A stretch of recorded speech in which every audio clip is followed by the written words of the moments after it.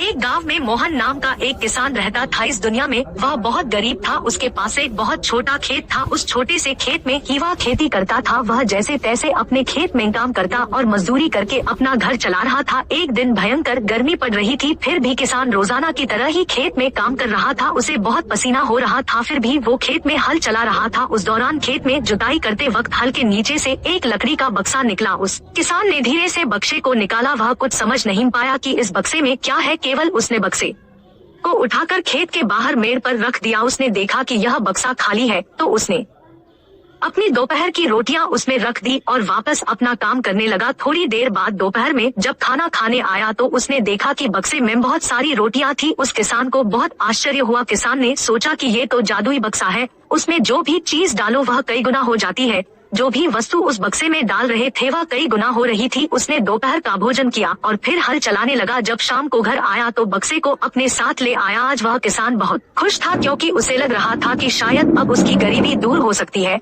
वह गरीब किसान एक धैर्य वाला व्यक्ति था, कभी भी उस बक्से से जरूरत से ज्यादा सामान नहीं लेता था। कुछ दिनों बाद उस बक्से के बारे में गांव के जमींदार को पता चला। वह जमींदार एक लालची व्यक्ति था। उसने सोचा मेरे जमींदार में किसी भी जादुई वस्तु पर तो मेरा अधिकार होगा। जमींदार के कहने पर उसके आदमी उस किसान को पकड़कर ले आए। उस जमींदार ने किसान को धमकाया और कहा कि तुम्हारा खेत मेरी जमींदारी का हिस्सा है, इसलिए उस बक्से पर मेरा अधिकार बनता है। जमींदार की बात सुनकर किसान डरते हुए बोला, मालिक भले ही जमींदारी आपकी है, लेकिन उस खेत पर खेती मैं करता हूँ, तो बक्से पर मेरा अधिकार है। जमींदार समझने लगा कि यह किसान ऐसे नहीं मानेगा। उसने किसान को धमकाया और उसके घर से बक्सा छीन लिया। किसान बेचारा रोता रह गया। बक्सा लेकर जमींदार खुश हो गया। जमींदार ने बक्से से बहुत सारी वस्तुएं हासिल कर ली और मजे कर रहा था। थोड़े दिन बाद कुछ लोगों ने जादुई बक्से के बारे में मंत्री जी को बता दिया।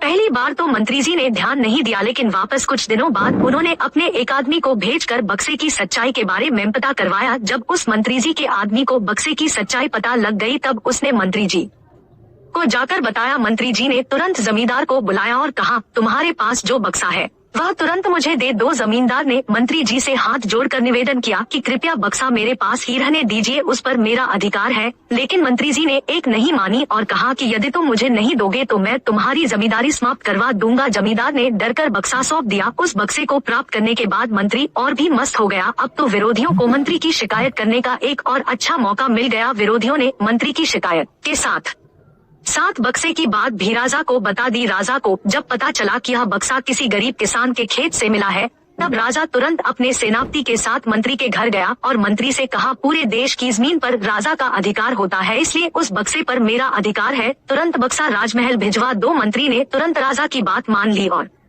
सेनापति को बक्सा दिया। उस राजा ने बक्से से सबसे पहले खजाने के धन को बढ़ाया और सुख सुविधाएं बढ़ाई। कुछ दिनों के बाद राजा को बक्से की चिंता होने लगी कि इसे कोई चुरा ना ले। राजा उस बक्से को हमेशा अपने साथ रखने लगा। एक दिन राजा ने सोचा, इस बक्से में ऐसा क्या है, आखिर इसका रहस्य पता किया जाए। उस बक्से का रहस्य जानने के लिए राजा उस बक्से में बैठ गया।